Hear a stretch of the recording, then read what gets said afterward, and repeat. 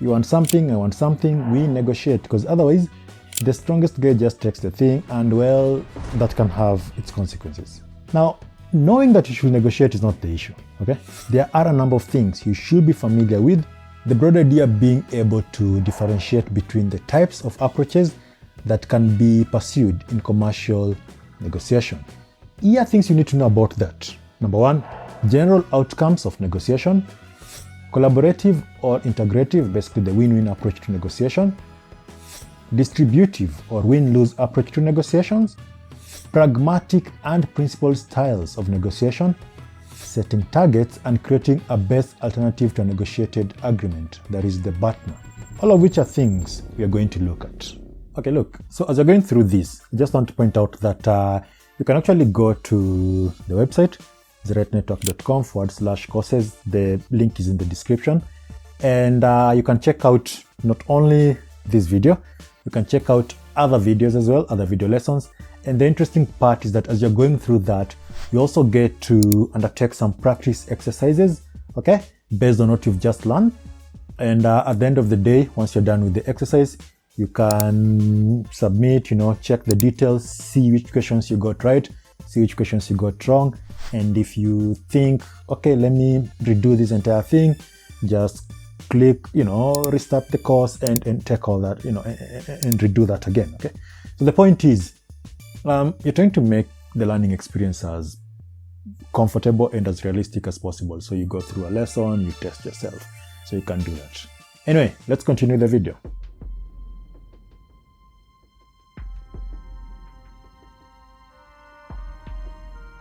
Now, the first thing you need to know in any negotiation is what are your objectives and what are the set of outcomes you desire. So what are your objectives and what are the outcomes you desire? Objectives for negotiations are specific, ideally measurable statements of what a negotiator wants to achieve from a negotiation process. Examples could be price reduction or even an improvement in quality or, delivery, okay? Outcome are more broadly the result of the negotiation process. Outcome is actually what is happening, whether that is what you wanted or not, okay? Those are the outcomes. In short, what you want is the objective versus what you end up getting, which is the outcome. But then again, as a negotiator, you will also have something called the desired outcome as part of your negotiation objective. So you have objectives, you have outcomes, but then there is the desired outcome. So those three things you really need to know.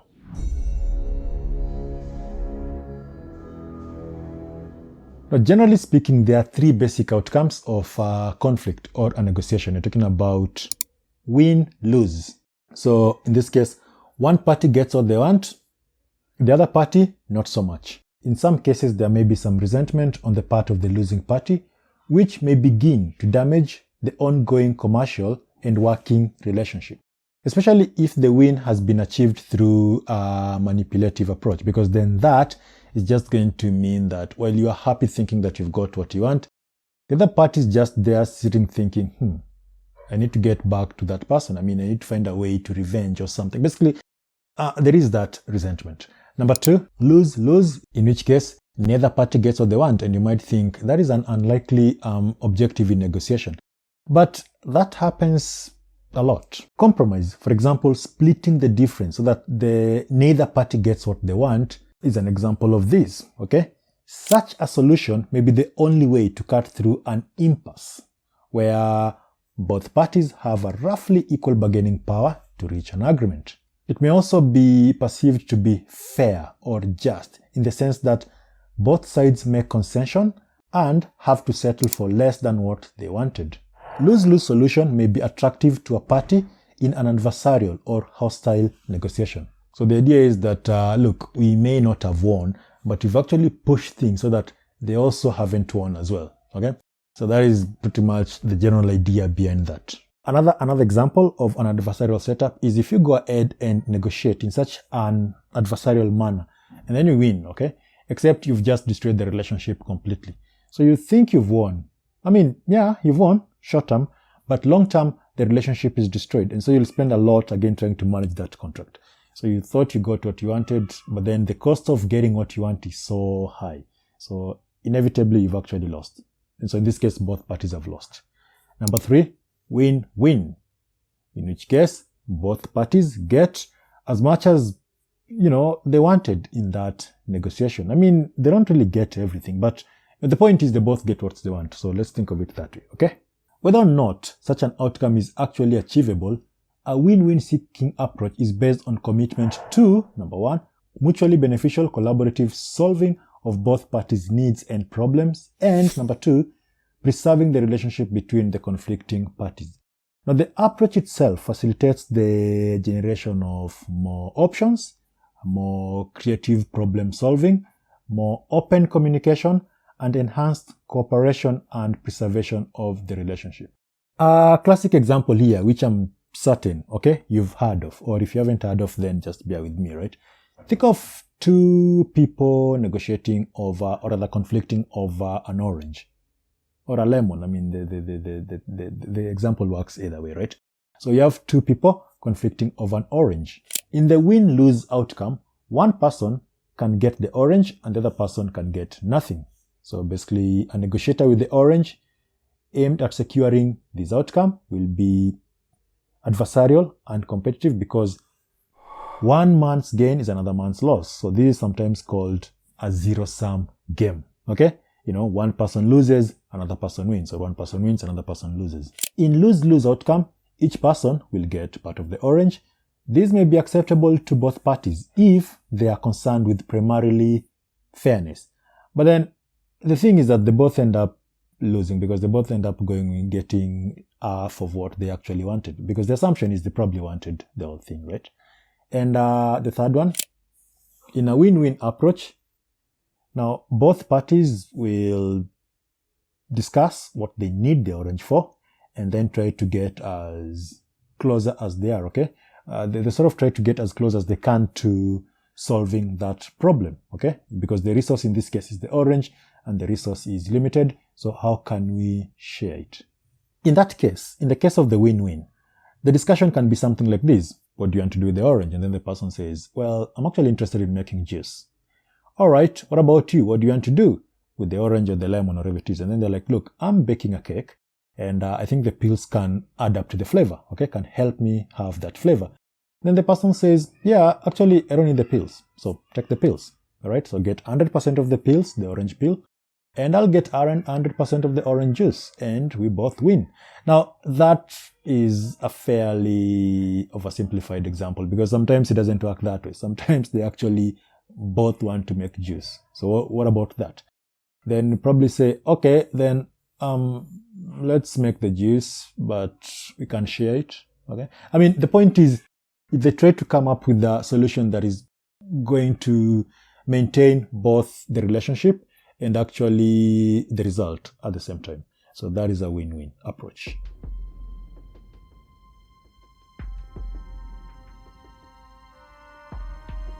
Thomas Kilmann model of conflict handling style. Now this model was designed by two psychologists, Kenneth Thomas and Ralph Kilmann, to illustrate the options we have when handling conflict.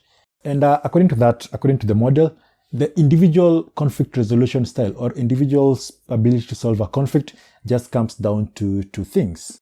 Number one, their assertiveness, that is the extent to which they try to satisfy their own concerns.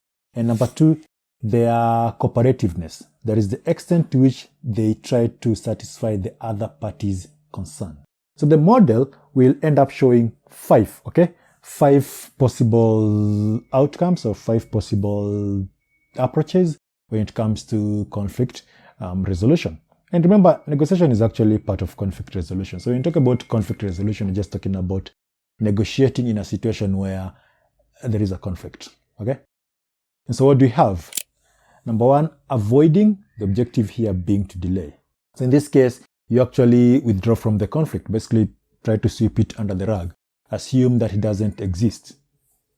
That is one way to look at it. It may be appropriate if the issue is genuinely trivial, okay? Or you need a cooling off period to allow emotions to kind of, settle.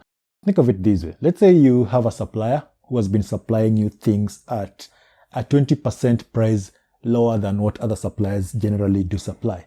And suddenly you get an email from this supplier saying, we need to rethink this deal. you really don't want to just rush and say, okay, let's rethink the deal. No, you probably just want to continue taking advantage of that 20% that you're getting, the sort of discount. It's, and so you want to delay that negotiation as far as possible. Why? Or rather, as much as possible. Why? Because of the benefit. So in that case, you see, avoiding seems like a good idea. Of course, it's not a long-term good idea, because at some point you will have to negotiate.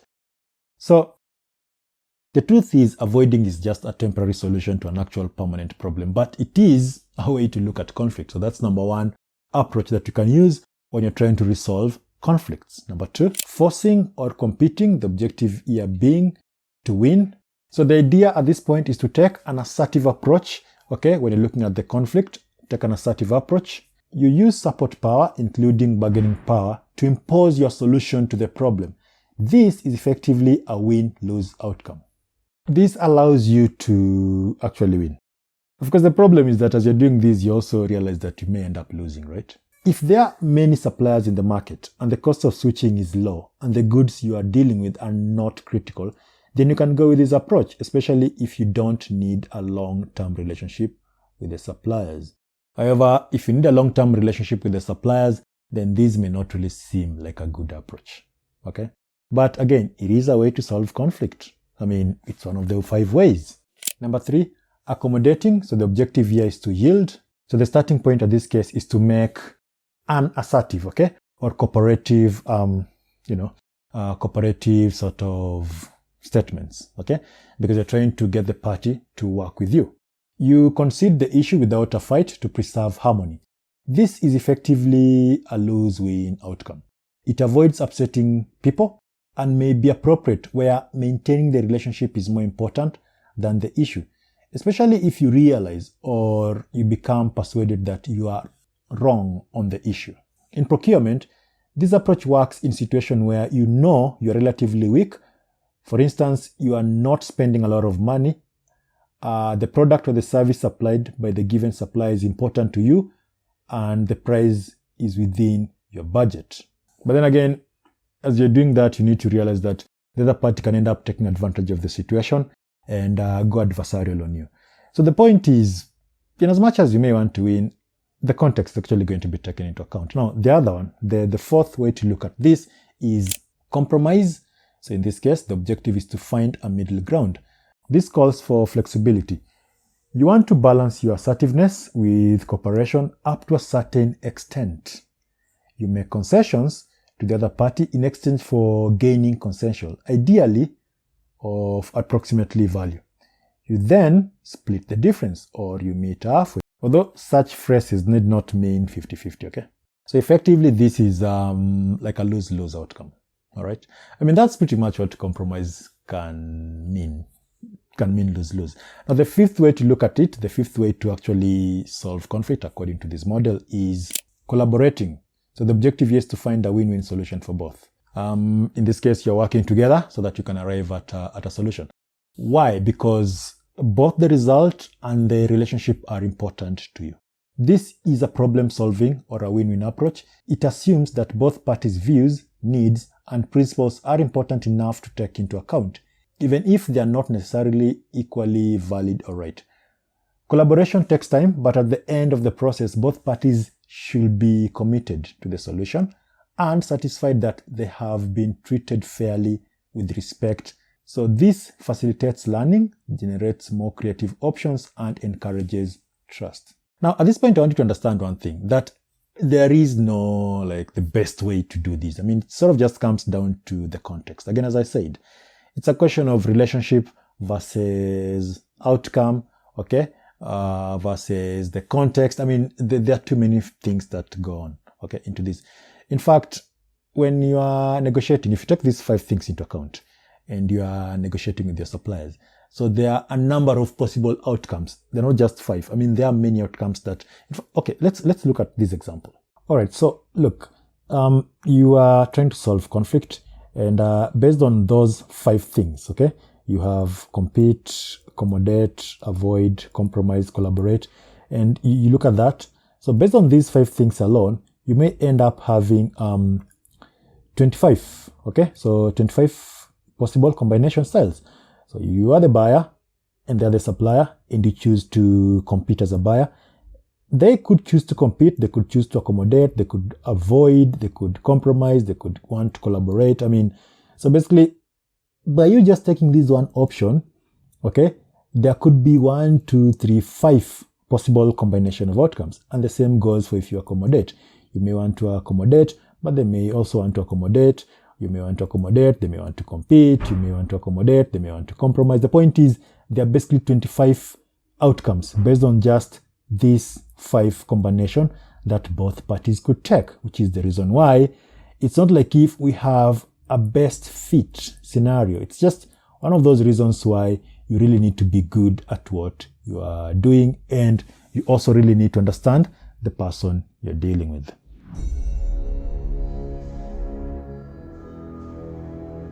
So the 2 basic orientation to negotiation will be based on the following 2 things. They're based on according to whether the parties are seeking or prepared to settle for a win-lose outcome in order to achieve their task-related objective from negotiation, that is being right or getting their way or something of that nature. Or number 2, whether they are committed or willing to pursue a win-win outcome in order to achieve their relationship-related objective from the negotiation, that is preserving the relationship and the synergy and added value to be reaped from the continued constructive collaboration. So if you take those 2 in account, okay? So if you take those 2 things in account, you end up with collaborative, that is a win-win or integrative approach to negotiation, or competitive, that is a win-lose approach to negotiation.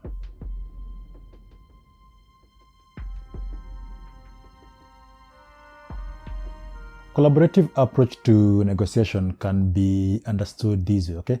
The idea is that both parties want to feel that they've won at least something. What are the basic approaches to integrative negotiation? So remember, integrative is just another word for collaborative, okay? So the approaches in this case would be something like, step 1, be willing to create free exchange of information, okay, about objectives and wants, ground rules, and approaches for negotiation, cost, risk, perceived problems or issues and proposals. So that is the first thing. You're going to get a win-win if you are operating in secrecy, okay? And I don't mean like tell them everything. I just mean if this is what you want, then they need to know what you want so that you also know what they want. That is like step 1. Step 2, find out why each party needs what they want, okay? Getting to the other party's fear and needs in this situation facilitates meaningful problem solving.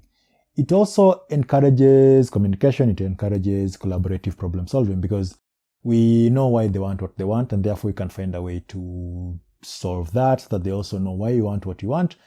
And then, we can work together towards finding a way to solve that. All right? So find out why, not what, why they want what they want. Step 3, find out where the interest of both parties kind of dovetail. All right? So you know why they want what they want, and you also know what you want. So where do your interests sort of meet? Diverging needs may seem like the cause of conflict, but they also offer potential for problem solving, since the different needs may not be actually exclusive, but may dovetail at some point. So common ground should be emphasized and difference minimized or regarded as problem capable of solution. And step 4, you have to design new options, okay? Design multiple options where both parties get what they want, or get to have a possibility, or rather get to have an option to get what they want. So that is what you want to do at step 4.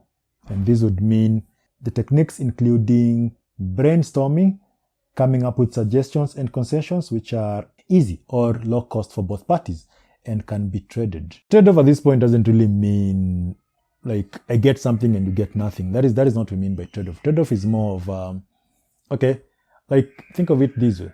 Somebody says, I'm willing to pay this much. And then the other person says, okay, if you're not going to pay above that, then how about you handle the delivery cost? You can't pick those things. You don't have to deliver them, because if you deliver them, it's going to cost us more. And then you say, yeah, sure, deal. So you see, in that case, you've paid the price that you thought was good for you, and the other party has also figured out how to reduce their cost of handling the entire thing. So that's the thing. Your interests have just dovetailed, okay? You both get what you want. Next, cooperate. That is, treat the other person as a partner, not an opponent. So the question is, as you're doing all that, okay, as you're doing all that collaborative thing, what tactics do you use? Tactics of collaborative or integration. Okay, so the typical tactics will include things like being open about your needs and concern in the situation and seeking to understand those of the other party. Basically, you're talking about getting your cards on the table. Number 2, collaboratively generating options. Number 3, focusing on areas of common ground and mutual benefit to keep a positive and collaborative atmosphere. 4, supporting the other party in accepting your proposal by emphasizing joint problem solving, which offer additional information to help with follow-up. Number 5, maintaining and modeling flexibility by making and inviting reasonable counter offers and compromise.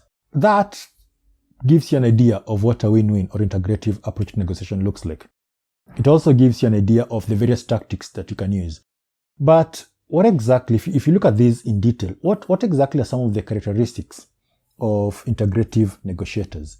I mean, if you're a negotiator and you think you are an integrative one or a collaborative one or one who wants a win-win, what are some of the traits that you need to exhibit? So you're talking about things like excellent listening skills, holistic or system orientation, that is being able to see the big picture. Okay, it's not just I want this price or I want this delivery or I want this term inserted into a contract.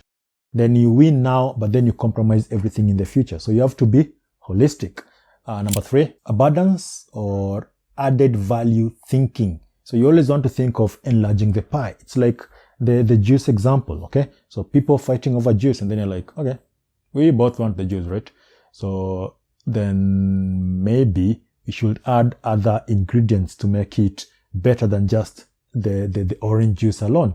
So let's expand the pie. Another trait that you may want to exhibit is maturity and assertiveness, as well as integrity. Also, emotional intelligence is one of those things that you need to have. And as you're doing that, there are things that can actually help you get the win-win, and there are things that can work against that. So let's talk about factors, okay? Factors that support integrative negotiation. Successful integrative negotiation can only occur if parties are predisposed and ideally committed to finding a mutually acceptable, collaboratively developed joint solution. And integrative, so basically saying that integrative negotiation might be possible where, number 1, both parties believe that there is a greater likelihood of benefit from working together than from competing or working separately. Number 2, there are broadly common shared or joint goals between the parties. And next, both parties are prepared to let go of the need to pre-plan or control the outcome and are open to emerging problem redefinition and options and solutions. Number 4, both parties are relatively confident in the process and their own problem-solving abilities or the help of a third party or a facilitator, or in this case, a mediator. And something else, there is trust between the parties, or at least sufficient exchange of information. Next, there is accurate and clear communication around and within the negotiation process. Also, both parties understand the concept and process of integrative negotiation. With that in mind, okay, then you can go ahead and have a win-win or an integrative negotiation, because in this case, you're driving towards I win, you win, we both win. Okay?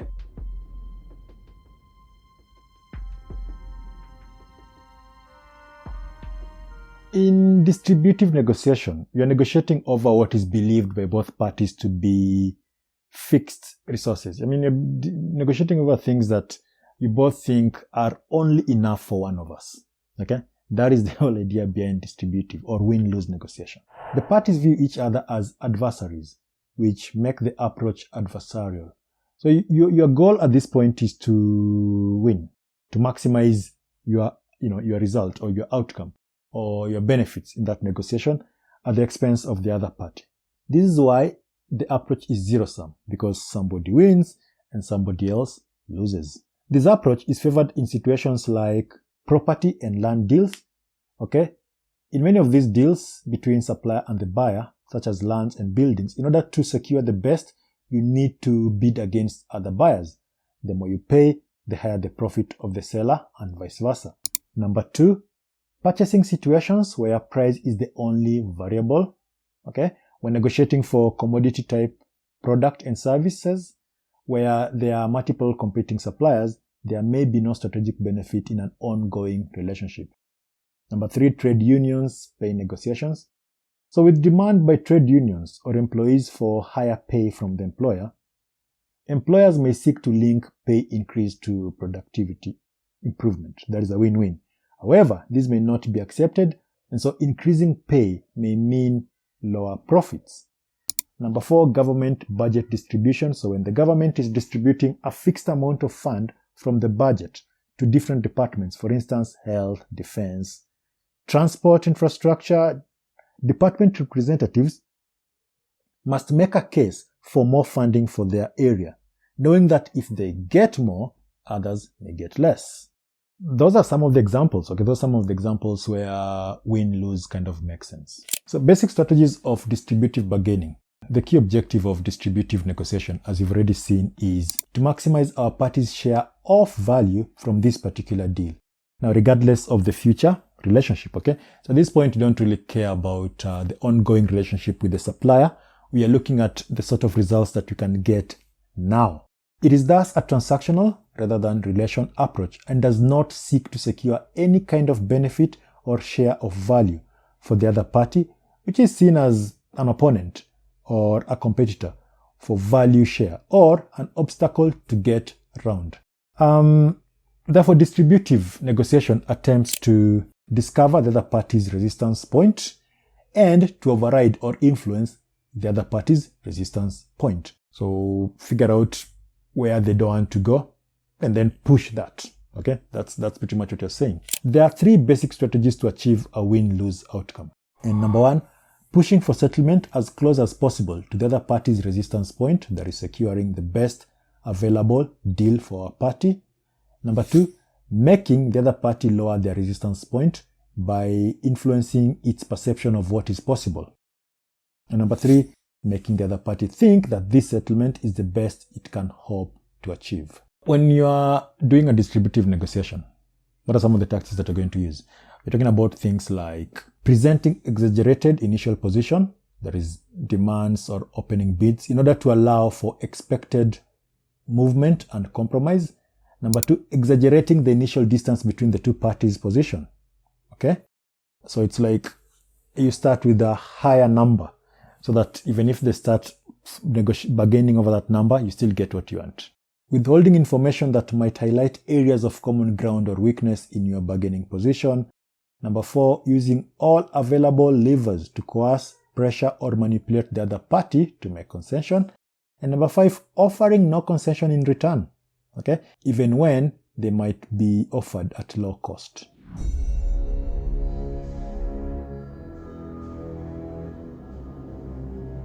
Here's a quick summary of the difference between distributive and collaborative approach to negotiation.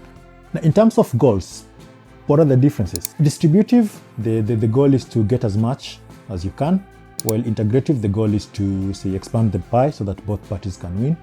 The guiding principle in distributive is win-lose. The guiding principle in integrative is win-win.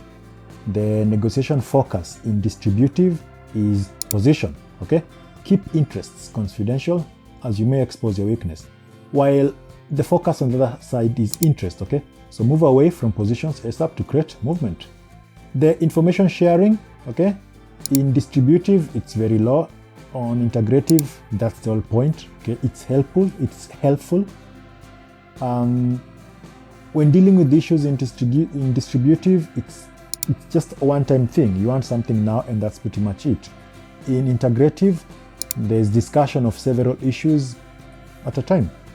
In terms of solution sought, with distributive, it's conformance-based. With integrative, it's performance-based. Now, in terms of relationship, distributive, it's short-term, basically one-off, while integrative is long-term. And that kind of helps you to understand the outcomes, okay, or the 2 approaches that you can use when negotiating. So if you go with the distributive, you know what to expect. If you go with the collaborative, you also know what to expect.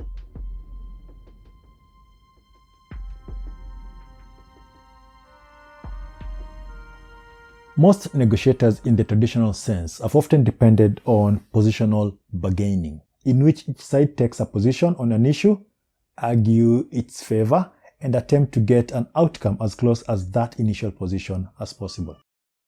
People may bargain hard, taking up an aggressive or extreme position and holding on to it, or they may bargain soft, that is making concessions, okay?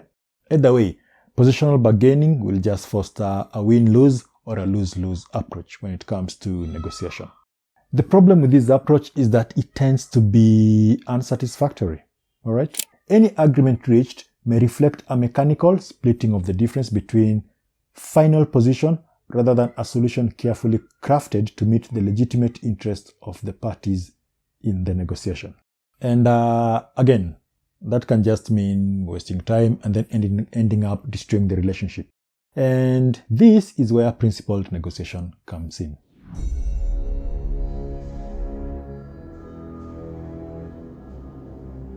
This approach to negotiation was brought out by Roger Fisher and William in their book Getting to Yes, okay, negotiating an agreement without giving in. In this case, the negotiators or the negotiation focuses mainly on a collaborative approach. The principle advocates on being hard on the problem, okay, but being soft on people. When you're talking about principled negotiation, there are 4 fundamental things that guide them, okay? And these are: number 1, separating people from the problem; number 2, focusing on reconciling interest; number 3, generating a variety of ideas and options rather than pushing for a predetermined answer; and number 4, insisting that the agreement reflects some objectively fair standard. And here is how all that works. Principle 1, separating people from the problem or the issue. Now, this is concerned with the way people interact within the negotiation. As a negotiator, you should not be getting personally involved with issues or positions taken. Doing this will lead to a positional bargaining in which you just push for your position, and that will encourage a win-lose approach. As a negotiator, you have to remember that you're not just negotiating for yourself. You're actually negotiating for your employer, or you're negotiating for your organization. Which means what? Which means if you disagree, you have to remember the subject matter of the negotiation is not the person, but the actual issue you desire out of the process. Now, let's say you're going through this, okay, and you realize that there is a problem with the communication. Why could that be a problem? I mean, some of the reasons why communication could go wrong, first of all, it's because you're humans, right? And so some of the issues that could occur here could involve things like trying to impress one's own team instead of clearly stating one's position to the other party and working towards an agreement. Number 2, not actively listening in order to understand the other party and find out common ground, but listening for contentious points to contradict. Or number 3, misunderstanding what the other party says. That could be the problem. Again, how do you fix that? Because that's the reason why you're on that table. So how do you fix that? Well, try to look at things from the other party's point of view. Number 2, try not to project your fear of things going wrong onto the other party before anything actually happens. Number 3, try not to direct blame onto people by using you. Instead, focus on the problem. Number 4, make it clear that you're listening to the other party by repeating back the key information to them. And number 5, use apologies where need be. Now, the second principle is focus on interest and not position.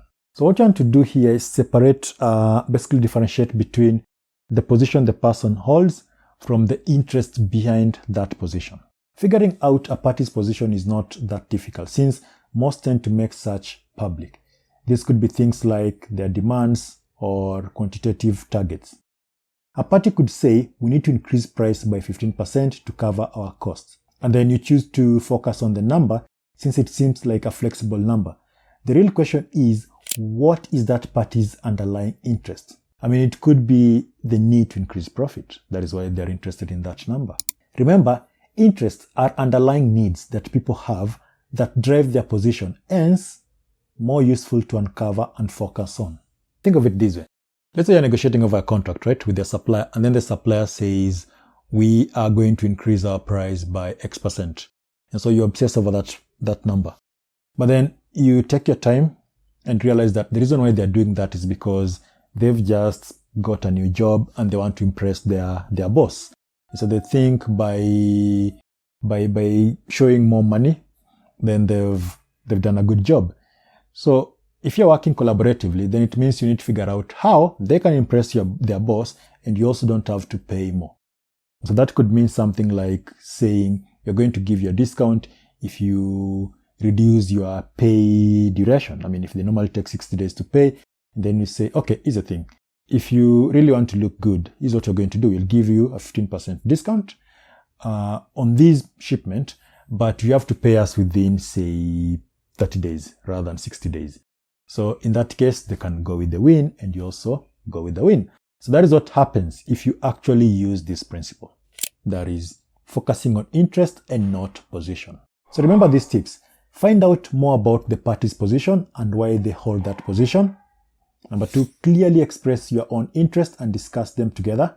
Number 3, focus on solutions rather than dwelling on the past. And number 4, focus clearly on your interest, but remain open to different proposals and positions. The third principle is invent positions for mutual gains.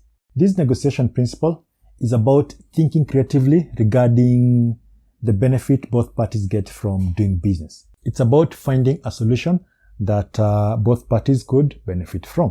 The more option or tradable brought on the table, the better.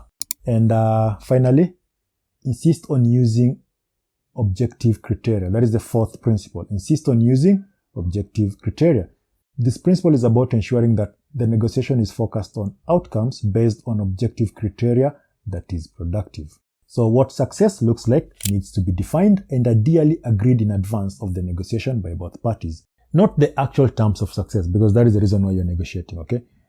Because if your idea, okay, if the reason why you're negotiating is actually to improve on performance of the contract, then you're negotiating about what you want to be done so that the performance can increase. Those are the actual terms. But both parties in that negotiation understand that the whole idea is you're not happy with how the performance has been, how the contract has been performed, and you want something to be done in that case. All right. So that is the idea behind this principle. So what is the principle again? Insist on using objective criteria.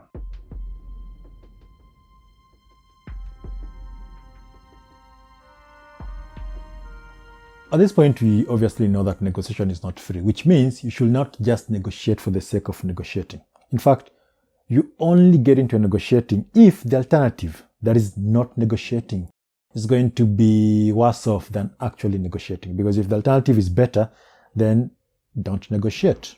In short, negotiation is not free because in addition to spending time on it, you also can end up investing other resources in it. In any negotiation, you need to understand what your targets are. That is it price related or other factors that make up the total cost of acquisition, or is it quality related? You need to know what you're going to do if your intended targets are not achieved, which is where the walkaway position comes in, or the best alternative to negotiated agreement. So let's talk about understanding the zone of potential agreement. Only way that a negotiation makes sense if there is an actual chance that you may end up arriving at an agreement. Otherwise, it's just pure wastage of time. For example, if a supplier is supplying an item at $2,000, this being the lowest they're willing to go, and the buyer is only capable of going as high as $1,500, then holding all factors constant, there is no point in wasting time negotiating since there is no chance of an agreement. That is the reason why you need to establish your zone of potential agreement, okay? That is the ZOPA. This will help you to set your targets in that negotiation. Again, the zone of potential agreement. You need to understand that. Here's what the zone of potential agreement will look like. So in this case, you have the buyer and the supplier, right? And we have all that. So how does it work practically? So both the buyer and the supplier have their own perception about the price they are interested in as far as the negotiation is concerned. So let's say the buyer's maximum price, that is the highest acceptable price, is $1,500. This just means that given a chance, they prefer to pay less. So what do? They open the negotiation with 1,000. This becomes their preference, in short, the hoped for price. Now the supplier is motivated to sell at a high price. So their opening price or list price, which is hoped for price, would be 2,000. Now let's assume they are flexible since they know that few buyers will pay the price. So the suppliers are willing to allow for a downward bargain depending on the number of volumes or something. However, they're not willing to go below 1,200. So this becomes their lowest acceptable price. So in this case, the zone of potential agreement lies between 1,200 and $1,500.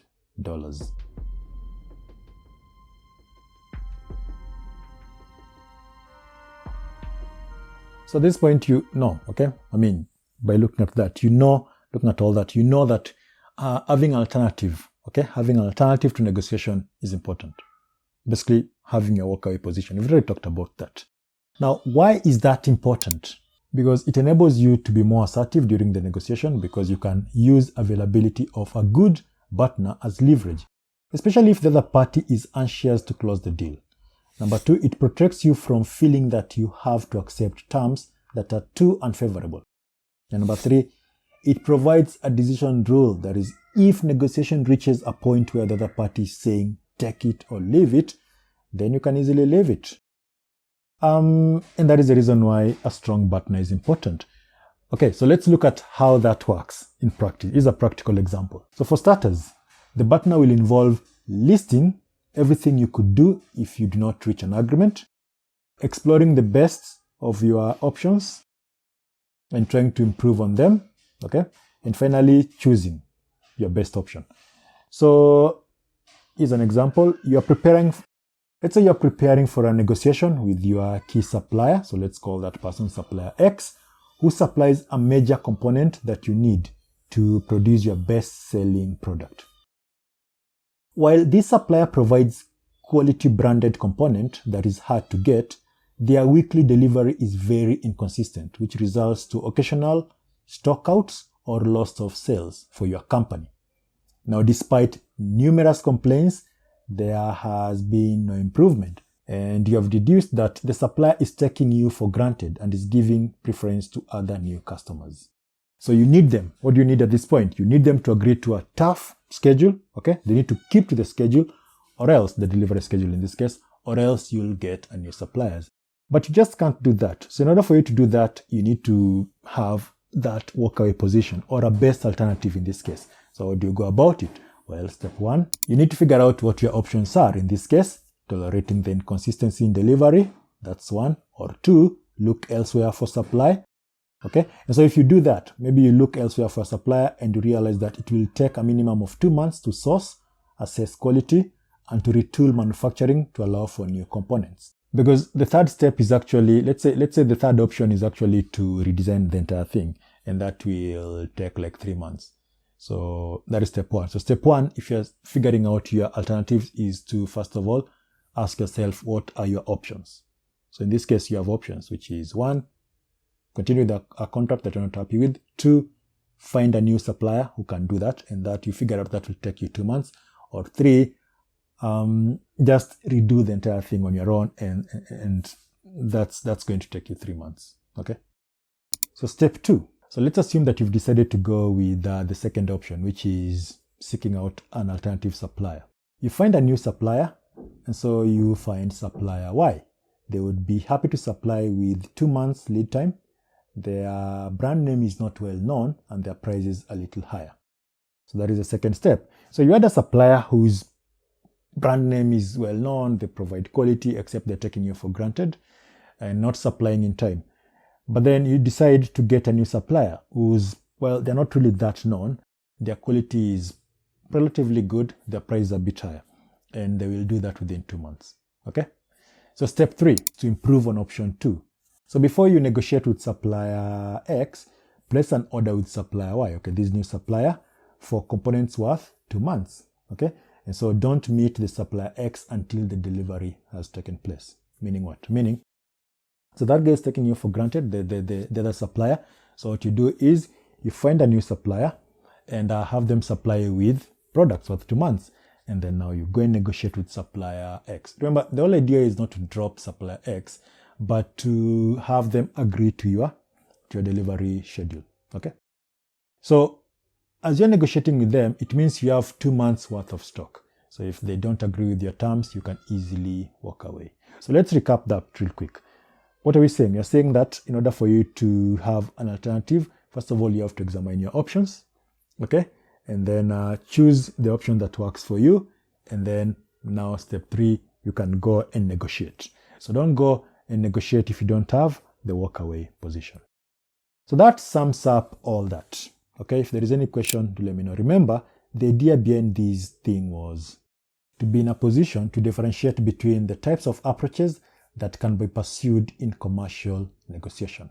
And the things you need to have known at this point were general outcomes of negotiation, collaborative or a win-win approach to negotiation, distributive or win-lose approach to negotiation, pragmatic or principled styles of negotiation, and setting targets as well as best alternatives to negotiated agreement. In short, figuring out how to create your walkaway position. If there is any question, do let me know. I'm Moses, and I'll see you in the next video.